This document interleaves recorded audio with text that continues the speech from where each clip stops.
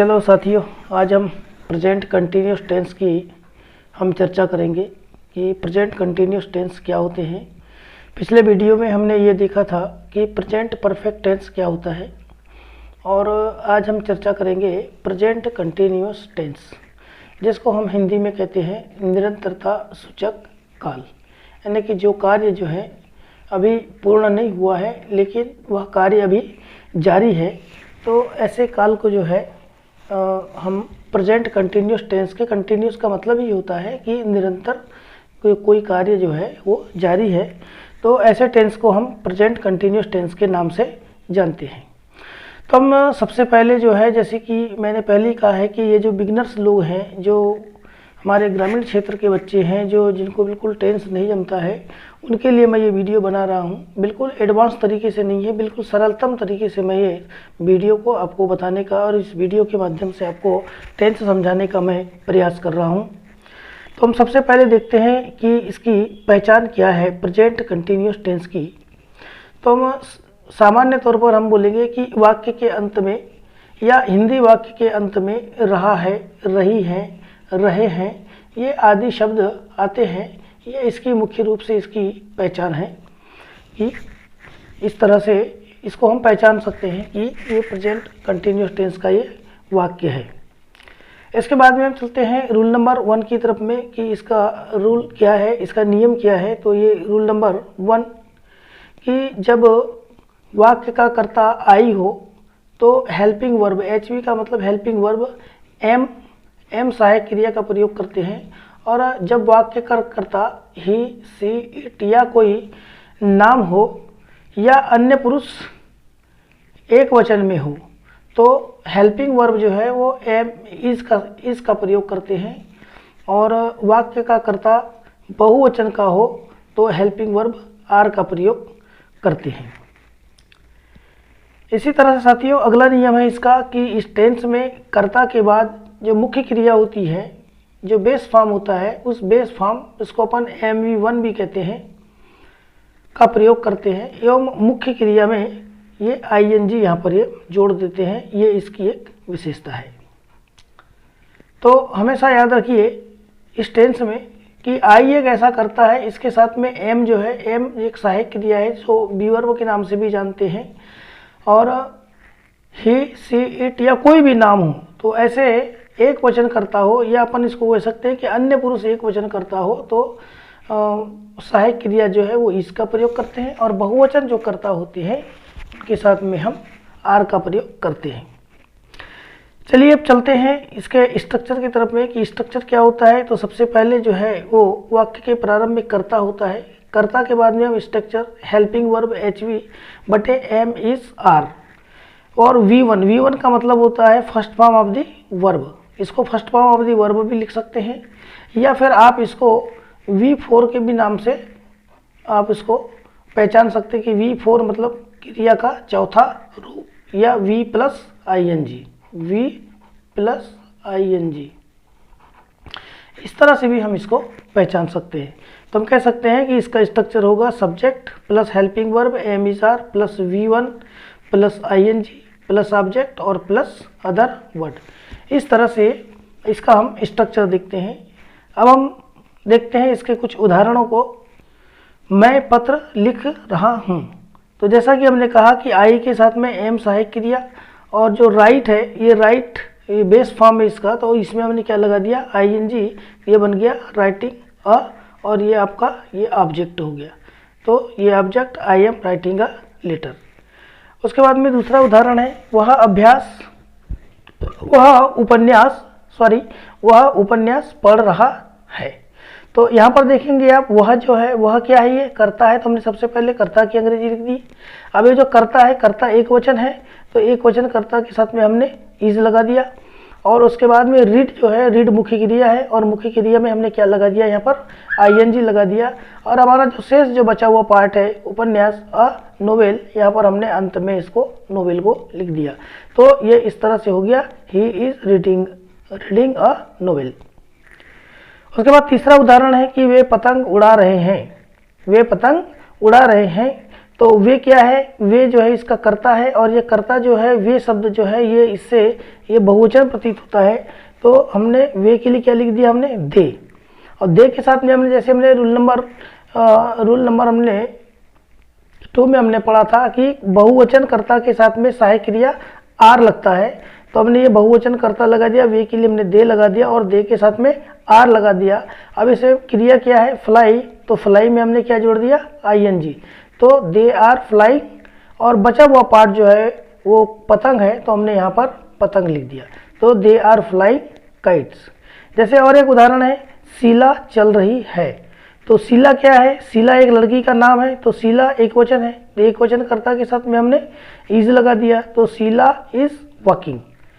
उसी प्रकार से हम गाना गा रहे हैं, हम गाना गा रहे हैं, तो हम के लिए क्या आ गया, वी आ गया। और वी क्या है, ये बहुवचन कर्ता है। बहुवचन कर्ता का मतलब ये होता है कि जिससे 2 या 2 से अधिक व्यक्तियों का बोध हो, या 2 से अधिक व्यक्ति हो, नाउन हो, प्रोनाउन हो, इनका जब बोध हमको होता है तो हम उसे बहुवचन कर्ता बोलते हैं। तो वी जो है हमारा ये बहुवचन कर्ता है, और वी के साथ में सहायक क्रिया हमने क्या लगा दिया, आर लगा दिया, और आर के साथ में सिंग लगा दिया, और सिंग में हमने ING जोड़ दिया। तो we are singing a song, और ये जो गाना बच गया है ये हमारा ये ऑब्जेक्ट हो गया। आप दिल्ली जा रहे हो, आप दिल्ली जा रहे हो। तो हम सारे सही प्रकार के उदाहरणों को लेकर के हम चलेंगे। हमने जैसे यहाँ पर आई का उदाहरण देख लिया, आई के बाद में हमने ही का उदाहरण दे, एक वचन प्रोनाउन को देख लिया, फिर हमने एक वचन नाउन को देख लिया, फिर हमने बहुवचन प्रोनाउन को देख लिया, फिर हमने मध्यम पुरुष जिसको हम सेकंड पर्सन भी बोलते हैं, हम इसके भी उदाहरणों को हम लेकर के चल रहे हैं कि किस तरह से जो है किस प्रकार के कर्ता के साथ में कौन सी सहायक क्रिया कौन सा कर्ता लेता है, ये हम इसके बारे में हम जानकारी ले रहे हैं।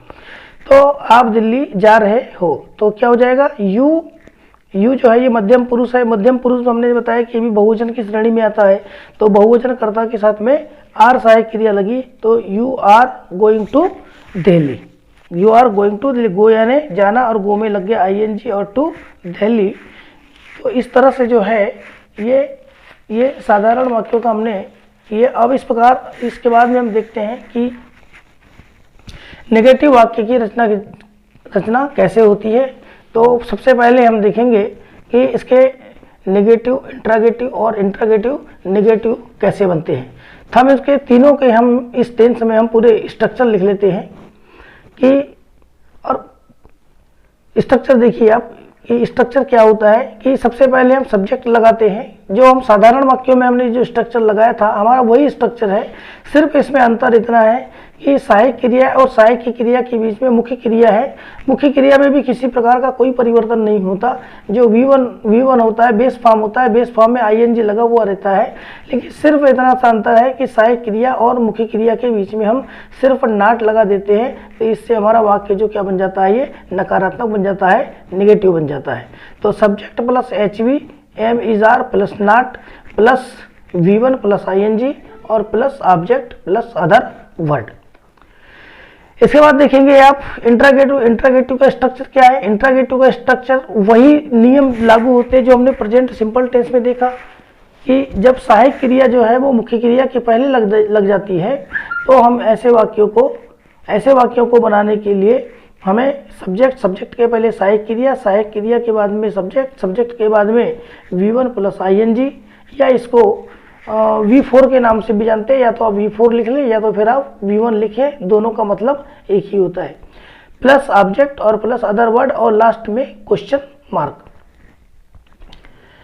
तीसरा है इंट्रागेटिव नेगेटिव प्रश्नवाचक नकारात्मक वाक्य। तो प्रश्नवाचक नकारात्मक वाक्य में, प्रश्नवाचक वाक्य में और इसमें बहुत ज़्यादा अंतर नहीं होता, सिर्फ अंतर इतना होता है कि जहाँ सहायक क्रिया लगना है वहीं लगती है, उसके बाद में सब्जेक्ट लगा देते हैं और सब्जेक्ट के बाद में नॉट और V1 प्लस ING यानी मुख्य क्रिया और सहायक क्रिया के बीच में हम नॉट लगाते हैं और ऑब्जेक्ट ज्यों का त्यों रहता है और अदर वर्ड और अंत में इसमें भी क्वेश्चन मार्क लगा रहता है। तो चलिए साथियों, अब हम इसके कुछ उदाहरणों को हम देखते हैं कि किस तरह से जो है इसके। तो हम साधारण सा वाक्य लिखते हैं कि मैं पत्र लिख रहा हूँ। तो इसका जैसा कि आप जानते ही है कि बहुत सरल सा वाक्य है कि I am writing a letter.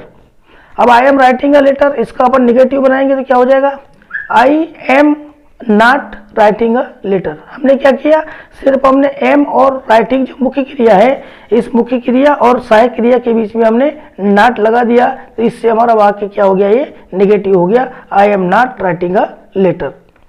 उसके बाद इंट्रोगेटिव सेंटेंस हो जाएगा। इंट्रोगेटिव सेंटेंस का नियम, इंट्रोगेटिव सेंटेंस का स्ट्रक्चर क्या है, करता है, कर्ता के पहले एम इज आर इनकी सहायक क्रिया है, और उसके बाद में सब्जेक्ट है, सब्जेक्ट के बाद में मुख्य क्रिया है, मुख्य क्रिया में आईएनजी लगा हुआ है, ऑब्जेक्ट है और अदर वर्ड है।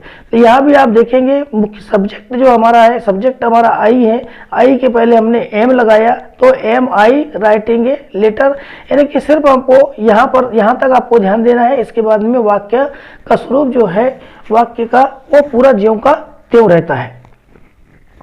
उसके बाद में है अगला वाक्य हमारा interrogative negative, am I not writing a letter. वह am I not writing a letter, ये आपका इंटरोगेटिव निगेटिव हो गया। इंटरोगेटिव निगेटिव में बहुत ज़्यादा ऐसा कोई कठिन नहीं है। एम आई, ये एम जो है सहायक क्रिया है, सहायक क्रिया कर्ता के पूर्व लगा दिया, कर्ता के बाद हमने सब्जेक्ट लगा दिया, सब्जेक्ट के बाद हमने नॉट लगा दिया, नॉट के बाद ये मुख्य क्रिया, मुख्य क्रिया में आईएनजी और अ लेटर। चलिए अगला उदाहरण देखते हैं। वह उपन्यास पढ़ रहा है, he is reading a novel, he is reading a novel.